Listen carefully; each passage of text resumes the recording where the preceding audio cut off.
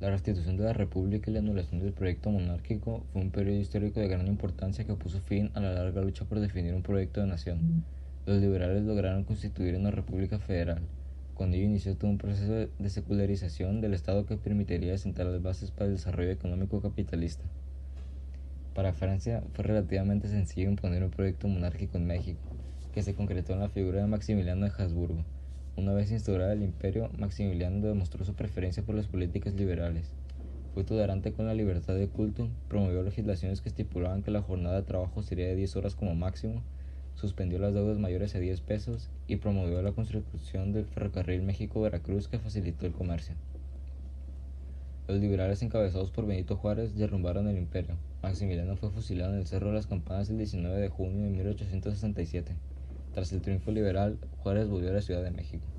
Este acto significó la anulación del imperio y el triunfo por la defensa de la soberanía mexicana, y con ello la restitución del proyecto político de los liberales, la República Federal. La restauración de la República Federal significó el fin del conflicto entre conservadores y liberales, con el triunfo de estos últimos. Se fundó la Escuela Nacional Preparatoria, que adoptó el modelo positivista para combatir el modelo tradicional y sustituir las explicaciones religiosas por las científicas, bajo el lema Orden y Progreso. Una vez que cayó el imperio, Benito Juárez preparó las elecciones en las que competiría con dos liberales más, Sebastián Lerdo de Tejada y Porfirio Díaz. La contienda electoral fue ganada por Juárez, lo que generó un gran descontento entre sus enemigos políticos, que cuestionaban su reelección. Sus enemigos se multiplicaron cuando promovió la restauración del Senado. En 1871, Benito Juárez se reelige. Sin embargo, en esta ocasión Porfirio Díaz no se resigna y pronuncia contra la reelección a través del Plan de la Noria, promulgado el 8 de noviembre. Los juaristas lograron contener el movimiento y Juárez llegó a la presidencia, pero su frágil salud hizo que muriera el 18 de julio de 1872. La etapa de restitución de la República es un periodo que pone fin a la disputa entre liberales y conservadores. El triunfo de los liberales implicaba poner en marcha las leyes de reforma y con ello lograr el proceso de secularización del Estado. Se entiende por secularización al proceso donde la Iglesia se le anula su protagonismo económico, político y social en la vida nacional. El porfiriato fue la etapa en la cual Porfirio Díaz gobernó el país de 1877 a 1911. Contexto mundial. Los países con ambición a dominar el mundo buscaban expandirse por medio de la inversión en otros territorios y México, por sus carencias económicas, demostró ser un escenario propicio para la inversión. Es hecho indiscutible que esta situación transformó al país y lo condujo a la modernidad. Hubo un crecimiento económico hacia afuera, es decir, la industria nacional se dedicaba a proveer de materia prima a la industria extranjera, quedando totalmente relegada la producción destinada al consumo interno. Aspecto económico. México se incorporó a la escena mundial como exportador de productos, de una producción de autoconsumo. Pronto el país pasó a ser exportador de materias primas. Las profundas transformaciones estuvieron sostenidas legalmente. Aspecto político. La llegada de Porfirio Díaz a la presidencia representó para México la aparición de un proyecto militar. La inexperiencia de Díaz lo hizo darle la espalda a los lerdistas, juaristas e iglesistas. Aspecto social. Con el objetivo de simplificar la información, mencionaré dos aspectos: la paz y los cambios sociales. La paz se convirtió en un tema importante para el gobierno porfirista y en cuanto a los cambios sociales, estos pronto se manifestaron. Crisis y sucesión. El gobierno de Díaz tuvo diversas crisis en los planos económicos, políticos y sociales que lo hicieron encrudecer su política de mantenimiento de la paz. El régimen de Díaz fue envejeciendo en su última etapa. El presidente contaba con 80 años de edad y la edad promedio de los ministros, presidentes municipales y legisladores era de 77. La Revolución Mexicana. La revolución fue un movimiento armado que dio fin a la dictadura de Porfirio Díaz y al estado oligárquico del siglo XIX. Alguna de las causas fue la crisis del régimen que presentó en varios planos, en lo económico, político, social y diplomático. Diferentes grupos manifestaban su oposición al régimen porfirista, incluyendo los sectores católicos que se increpaban ante los principios liberales del gobierno. También fueron los movimientos de los obreros que no se dejaron esperar y hubo dos huelgas importantes, la de Cananea y la de Río Blanco, ambas reprimidas por el gobierno. Los militares del régimen se fraccionaron, los reyistas, un grupo primero leal a Porfirio Díaz, se convirtieron en opositores.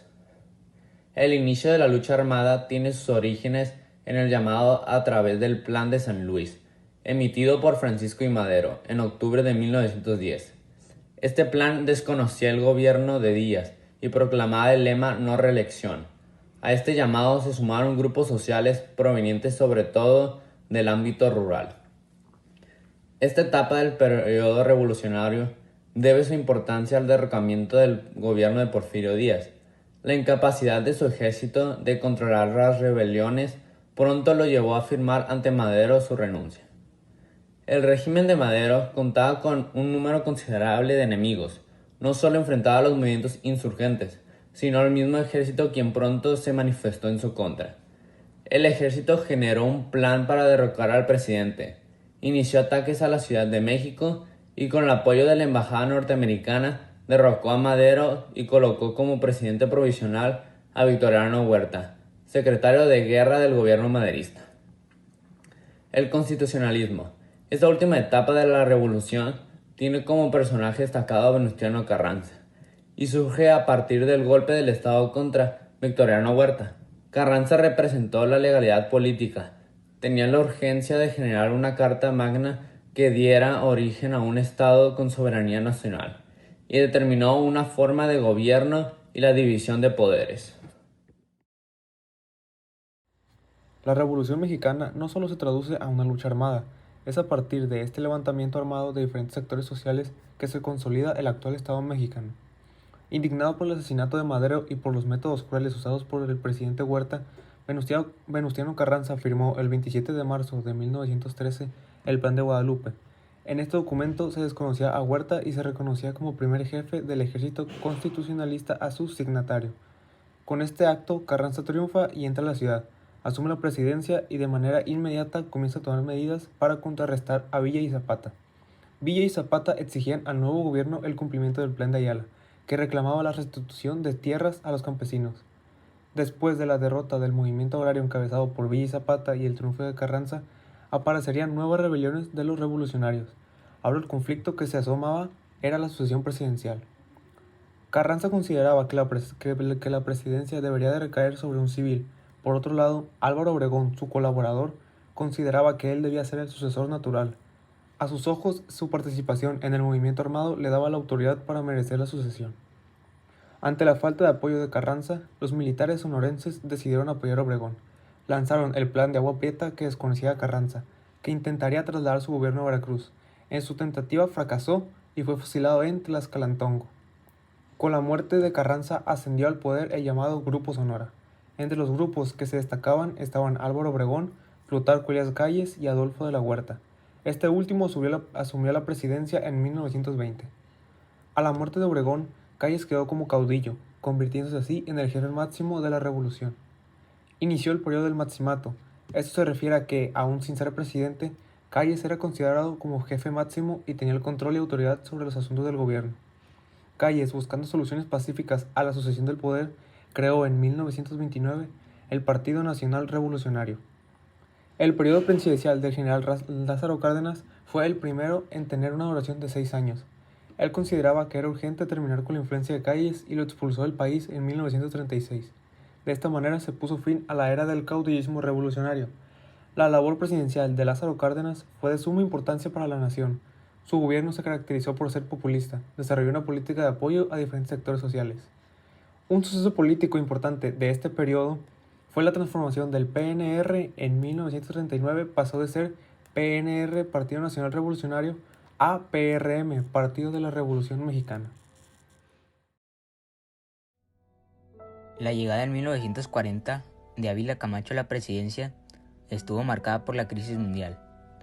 En septiembre de 1939 había estallado la Segunda Guerra Mundial, por lo que el presidente justificaba su llamado a la unidad nacional. Ávila Camacho fue el último general que ocupó la presidencia. Los sucesivos presidentes fueron civiles que no llegaron a la presidencia por sus méritos en campaña militar. El licenciado Miguel Alemán, sucesor de Ávila Camacho, demostró que el centro del poder ya no se localizaba en los militares. Durante esta etapa de la historia, México se esforzó por cambiar su organización económica. La economía de nuestro país dependía sobre todo de actividades agropecuarias. Ahora intentaba desarrollar el sector secundario, la industria. Pasar de la exportación de materias primas al desarrollo industrial se lograría a través de un modelo económico denominado sustitución de importaciones. Esto significaba dejar de importar bienes de consumo para importar bienes de capital que permitieran la creación de parques industriales en el país. La Segunda Guerra Mundial permitió al país lograr el crecimiento industrial, ya que las naciones estaban en guerra y no era posible que abastecieran nuestras necesidades de consumo. A partir de 1946, el sistema político mexicano se caracterizaría por el dominio del partido político oficial, el PRI. Como herencia de la Revolución Mexicana, el sistema político instaurado en el país es republicano federal, con una forma de gobierno democrática. Durante el periodo presidencial de Miguel Alemán, se otorgó el voto a la mujer a nivel municipal. También, durante su administración, se creó el Instituto Nacional Indigenista, el Instituto Nacional de la Juventud y el de Bellas Artes, así como la Dirección General de Turismo de la Secretaría de Gobernación. También estableció relaciones diplomáticas con Etiopía, Finlandia, Siria, Irak, Yugoslavia e India, y se reanudaron relaciones oficiales con Alemania y Japón. Como pudimos darnos cuenta, México tuvo que pasar por diferentes procesos y facetas, desde la restitución de la República hasta la consolidación del Estado mexicano. Fue un proceso difícil, lleno de dificultades tanto para el gobierno como para los políticos. Los políticos hicieron muchas cosas buenas por México, pero sin embargo dejaban de lado a los ciudadanos y todo el empeño que esto ponía. Tuvieron que pasar varias cosas para que al fin los ciudadanos hicieran acto de presencia en las escenas políticas de nuestro país. Gracias a eso, somos lo que somos hoy en día, donde el gobierno nos permite ejercer nuestros derechos políticos en la elección de nuestros representantes. Sin duda alguna fueron épocas bastante difíciles para todos, pero finalmente pudimos vencer cada una de ellas para convertirnos en lo que somos hoy en día.